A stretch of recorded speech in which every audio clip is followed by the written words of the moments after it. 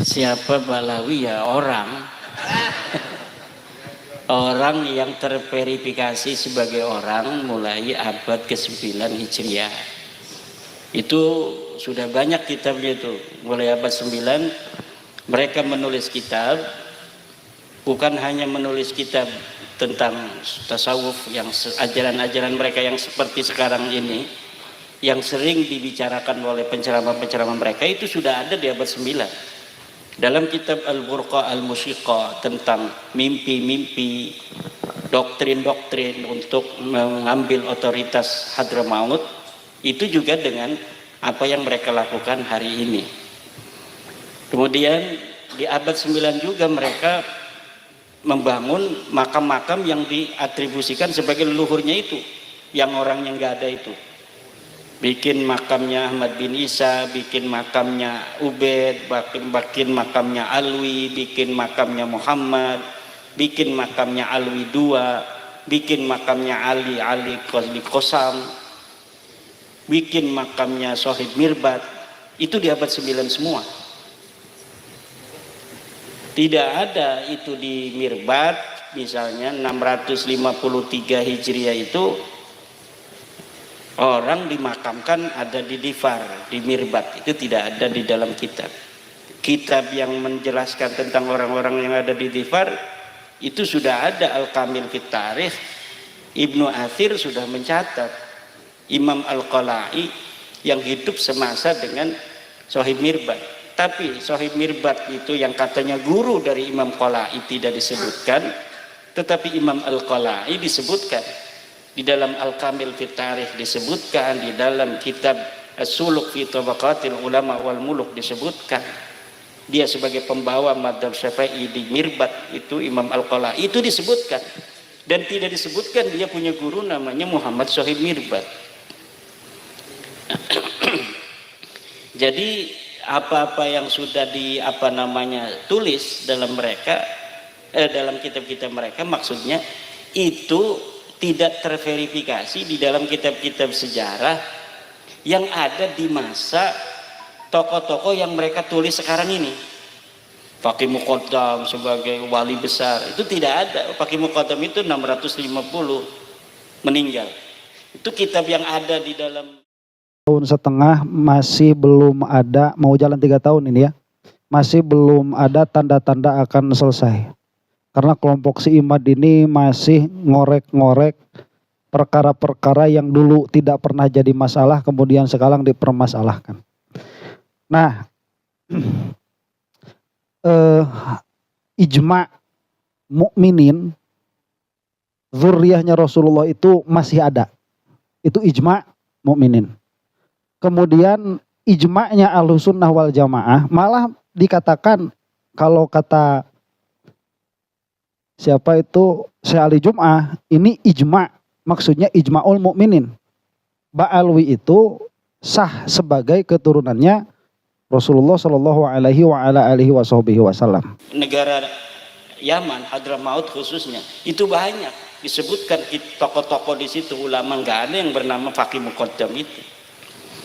Kalau Syekh Abdul Qadir Jailani, makanya kenapa dari dulu orang Jawa itu ajaran-ajaran thariqah Syekh Abdul Qadir Jailani begitu dapat diterima dan mengakar, karena memang sosoknya jelas. Beliau wafat itu sama dengan beda 5 tahun dengan Muhammad Sohib Mirbat. 661 beliau wafat. 61 itu wafat beliau. Itu kitab yang sama yang dicatat oleh orang dengan orang yang hidup bareng dengan Abdul Qadir Jailani, itu sudah ada. Ibnul Jauzi dalam kitab Al-Muntazam sudah mencatat Syekh Abdul Qadir Jailani ulama besar ada di Baghdad. Walaupun Ibnul Jauzi wafat sampai tahun 690-an, tapi dia bersama Syekh Abdul Qadir Jailani puluhan tahun, karena Syekh Abdul Qadir Jailani umurnya sampai 90 tahun lebih.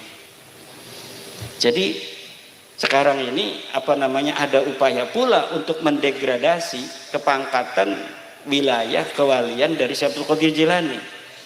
bahwa Faqih Muqaddam walaupun di dunia ini pangkatnya kalah dengan Syekh Abdul Qadir Jailani, tapi di akhirat nanti Syekh Abdul Qadir Jailani jadi anak buahnya Faqih Muqaddam. Nah ini yang mereka katakan, coba masih lihat itu di video-video, masih bisa untuk kita lihat. Lah ini apa maksudnya yang begini-begini? Wali-wali udah sih yang maunya Syadziliyah, agungkan Syadziliyah tanpa untuk merendahkan Qadiriyah, tanpa merendahkan Syatoriyah. Dari dulu ulama Jawa begitu. Kemudian si Imad tiba-tiba membatalkannya. Nah, jika membatalkan, sebetulnya ada PR yang harus dia lakukan. Apa? Siapa yang subut sebagai dzurriyyahnya Rasulullah? Ya minimalnya agar kelompok si Imad ini punya ahlul bait untuk dicintai. Jadi jangan sampai orang itu jadi mengeneralisir dzurriyyahnya Rasul sudah tidak ada, sehingga mereka tidak bisa mencintai dzurriyyahnya Rasulullah SAW. Kenapa demikian? Karena ada wasiat dari Mbah Yai Soleh Darat. Beliau itu hidup pada abad ke-19 Masehi akhir. Jadi 1820 itu lahirnya, wafatnya tahun 1903 Masehi. Dan beliau itu hidupnya di Indonesia. Itu ada sejarahnya, beliau diculik tuh biar bisa hidup di Indonesia karena orang Indonesia butuh sama beliau nih. Guru-gurunya banyak, nanti insya Allah kita bacakan biografinya itu ya. Nah, Mbah Soleh Darat ini beliau mensyarahi Jauhar Tauhid dengan bahasa Jawa. Ini ada terjemahannya pada bahasa Indonesia. Jadi ininya terjemah dari bahasa Jawa ke bahasa Indonesia. Nah, di dalam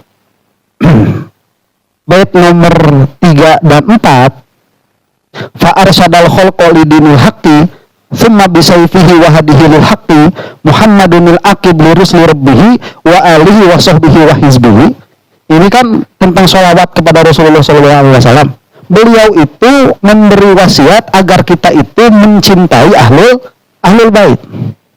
Kita dengarkan dulu ya, ini bagaimana. Ini mah gampang bacanya, nggak usah pakai harokat bahasa Indonesia ya. Kata beliau rahimahullah, kita segenap orang mukmin wajib mencintai, menghormati dan memuliakan ahlul bait.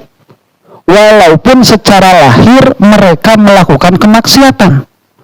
Kita semua wajib berprasangka baik pada ahlul bait sebab telah disebutkan dalam Al-Qur'an bahwa ahlul bait suci dari dosa. Maka lebih dulu ketetapan bersih dari dosa dibanding adanya maksiat yang dilakukan. Pahamilah masalah ini, sebab di antara tanda-tanda kebahagiaan seorang mukmin adalah mencintai ahlul bait, dan tanda-tanda celakanya seorang mukmin adalah membenci ahlul bait. Bagi kita, kelompok si Imad ini pembenci ahlul bait. Kenapa? Nih ya, ahlul bait itu jangankan dikatakan ijma, jangankan dikatakan subut bil ijma, ada zon saja ini ahlul bait, kita itu wajib mencintai, padahal itu zonnya zon lemah. Ya, ada zonnya zon lemah, kita itu wajib mencintai. Kenapa demikian? Tadi kata Mbah Yai Soleh Darat itu, mereka itu sudah didahului oleh takdir dibersihkan dari dosa.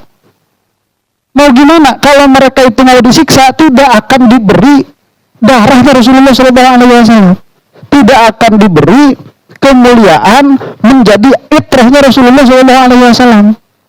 Nah, si Imad ini sudah dia itu memaksakan pendapatnya yang cacat, dia itu tidak menghargai pendapat orang lain dan orangnya bukan kaleng-kaleng ini.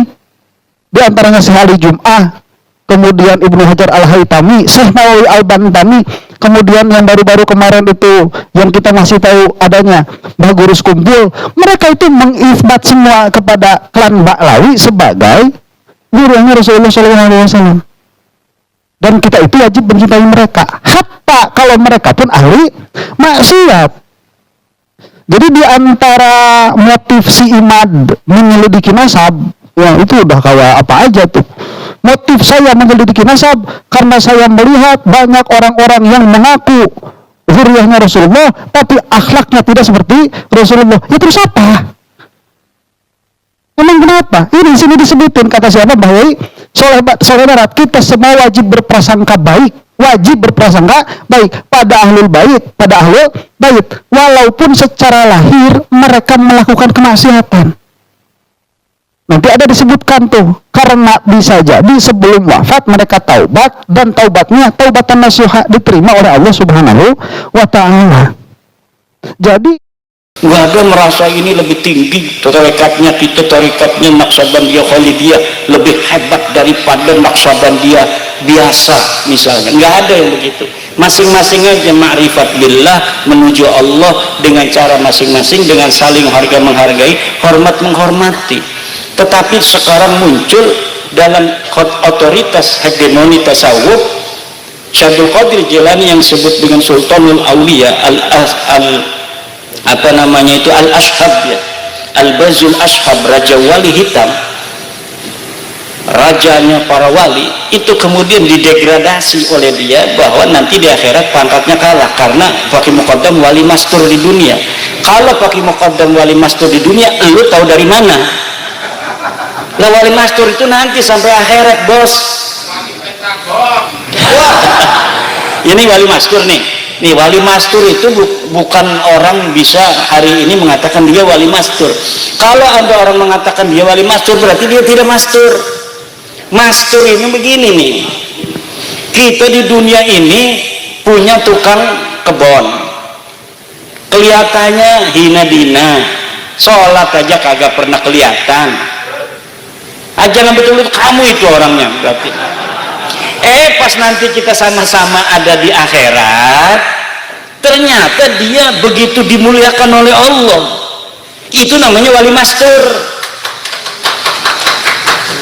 Kalau di dunia kita sudah ngomong itu wali mastur, berarti dia tidak mastur. Masturnya sing pundi. Wali mastur itu hanya ada nanti di hari kiamat, di hari akhirat. Bahwa nanti ada orang-orang yang hina dina di dunia, dia kadang-kadang itu sholat nggak kelihatan, ternyata dia sholatnya apabila tidak ada orang. Ini jangan-jangan nanti yang hadir, ya saya juga begitu aja lah. Enak aja alas. Man tasawwafa wa lam yatafaqqah faqad tazandaqa. Orang yang bertasawuf dia tidak berfikih, maka dia akan jadi jindik. Nah, itu yang keluar dari hal-hal yang seperti itu namanya mastur. Dia ibadahnya luar biasa kalau tidak ada orang, istrinya aja nggak tahu. Kalau orang istrinya tahu dia ibadahnya kuat, itu belum hebat. Tapi kalau istrinya saja nganggapnya dia, kalau ada istrinya sholat biasa-biasa saja. Tapi kalau nggak ada istrinya, dia sholatnya nangis luar biasa. Itu hebat. Kalau ada istri nangis dia. Kenapa? Saya bermimpi semalam bertemu dengan waliullah. Katanya engkau akan meninggal dunia seminggu lagi, kecuali dengan satu syarat. Syaratnya apa? Kamu harus nikah lagi. Tapi saya tidak mau, wahai istriku, saya lebih baik mati 7 hari lagi. Itulah kenapa saya nangis malam hari ini. Kata istrinya, udah nikah lagi aja nggak apa-apa. Ini actingnya ada yang begitu tuh. Ada nggak yang begini actingnya?